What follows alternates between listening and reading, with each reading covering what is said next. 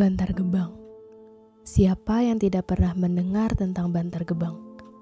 Tempat pembuangan sampah terakhir terbesar di Indonesia yang terletak di Kecamatan Bantar Gebang, Kota Bekasi dengan luas tanah 110,3 hektar dan dapat menampung sampah dari 6.500 sampai dengan 7.000 ton per hari.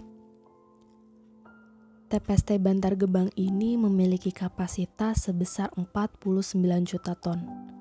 Namun tumpukan sampahnya hingga sekarang sudah mencapai ketinggian 50 meter dan ada 7.000 lebih pemulung yang menggantungkan hidupnya di TPST ini. TPST Bantar Gebang awalnya merupakan lokasi galian-galian besar yang sudah ada sejak tahun 1978. Tanahnya diambil untuk sebuah proyek properti yang kemudian menjadi tempat pembuangan akhir atau TPA pada tahun 1985. Lokasi Bantar Gebang dipilih karena pesatnya pertumbuhan penduduk dan perdagangan di Jakarta menyebabkan volume sampah ibu kota juga meningkat drastis dan memerlukan tempat pembuangan akhir yang lebih besar. Pada mulanya, Pemprov DKI memilih lokasi pembuangan akhir di ujung Menteng, Jakarta Timur. Namun keputusan tersebut dibatalkan karena lokasinya dianggap kurang strategis. Saya sebagai admin TPST Bantar Gebang. Saya sudah bekerja di sini sejak tahun 2008 sampai sekarang.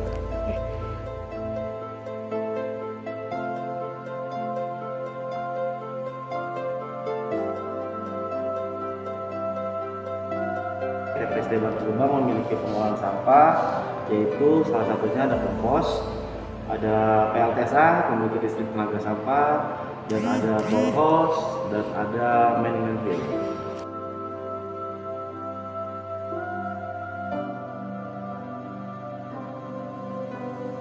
Untuk kendaraan truk angkut sampah ini 24 jam. Setiap harinya kita selalu buka.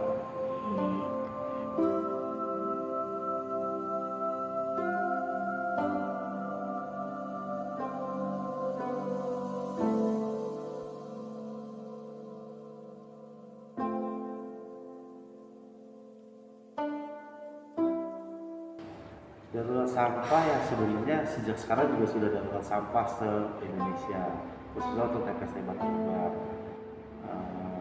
Lalu mungkin dengan cara meningkatkan pengelolaan, TPST akan terus berkembang. Tidak hanya dijadikan sebagai tempat pembuangan akhir, Bantar Gebang juga dijadikan sebagai tempat untuk bertahan hidup bagi sebagian orang.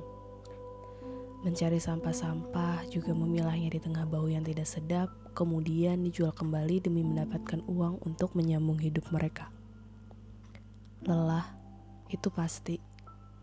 Tapi mereka tetap bertahan dengan harapan kalau hari esok akan lebih baik lagi. Semoga. Di antara beberapa orang yang menggantungkan hidupnya pada Bantar Gebang, ada Pak Lamin. Beliau adalah seorang kepala keluarga dari seorang istri dan 2 orang anak. Setiap hari, Pak Lamin bekerja sebagai pemulung di Bantar Gebang untuk mencari sampah dan mendapatkan pundi-pundi uang. Bekerja sebagai pemulung tidak membuat Pak Lamin menjadi patah semangat.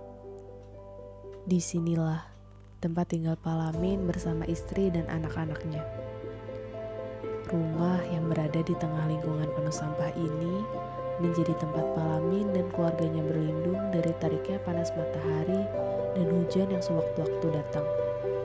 Sederhana, namun sangat berarti bagi Pak Lamin dan keluarganya.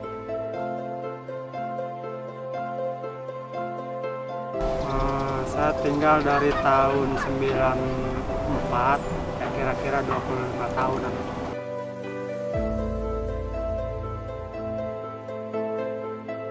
Tadinya saya tinggal dari Tangerang karena susah pekerjaan, ya akhirnya saya datang ke wilayah Bantar Gebang untuk mencari pekerjaan.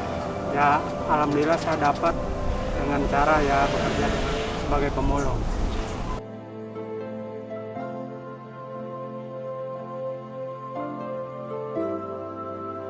Iya. Ya paling kegiatan sehari-hari ini sesudah saya bekerja sebagai pemulung, ya saya memilah-milah barang gitu ya. seperti saya bisa misahin ya botol aqua, plastik.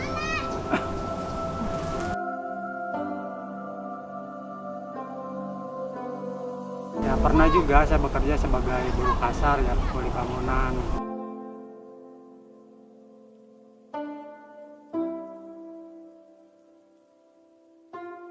Ya, sebetulnya waktu Bapak pertama datang ke sini sih tidak terdaftar.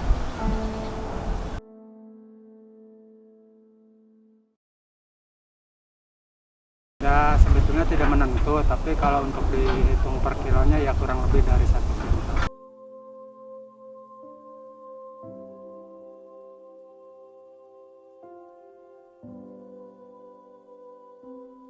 Untuk paling mahal seperti botol aqua yang bisa Bapak ambil ya seperti plastik, kantong plastik gitu ya, botol aqua, kaleng, berikut juga botol beling.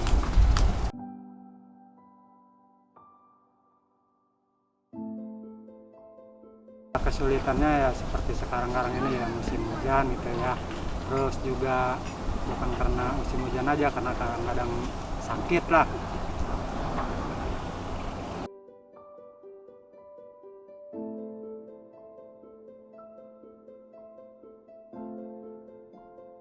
Karena seusia saya itu untuk mencari pekerjaan yang lain sangat sulit. Akhirnya saya bertahan sebagai pemulung.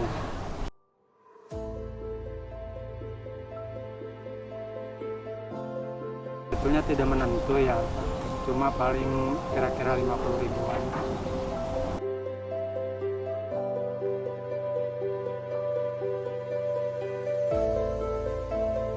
Ya sebetulnya ya tidak cukup ya, karena uang 50.000 itu untuk menghidupi, boleh katakan anak 2 tidak mencukupi. Ya akhirnya Bapak cukup-cukupin aja. Pekerjaan yang tidak mudah dilakukan, penghasilan yang didapatkan bahkan tidak menentu. Apakah cukup untuk menghidupi keluarga kecilnya sehari-hari? Rasanya tidak setimpal dengan kerja keras yang sudah dilakukan.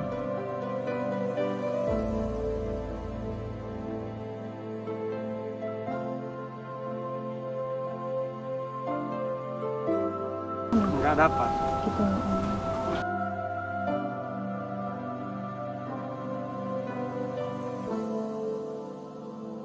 Sebetulnya ibu rumah tangga, cuma kadang-kadang dia ada yang nyuruh umpamanya nungguin warung gitu di depan itu ya. Ya itu aja sampingannya.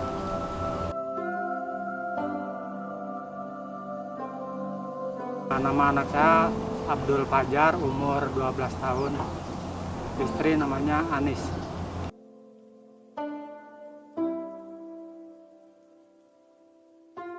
Sudah pernah ya seperti sembako. Udah itu dah.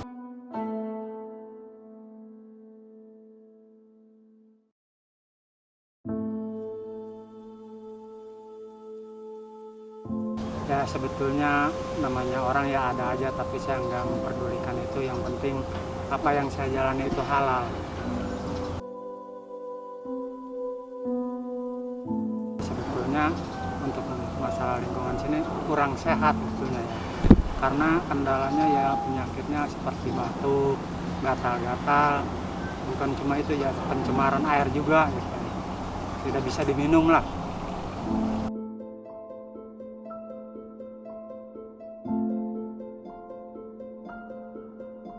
Ya harapan saya untuk keluarga ya, mudah-mudahan anak saya menjadi orang yang berguna lah bagi nusa dan bangsa.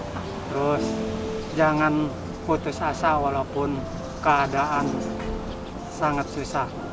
Nah masalah untuk orang-orang di sekitar sini, kalau bisa carilah pekerjaan yang benar-benar bisa untuk masa depan.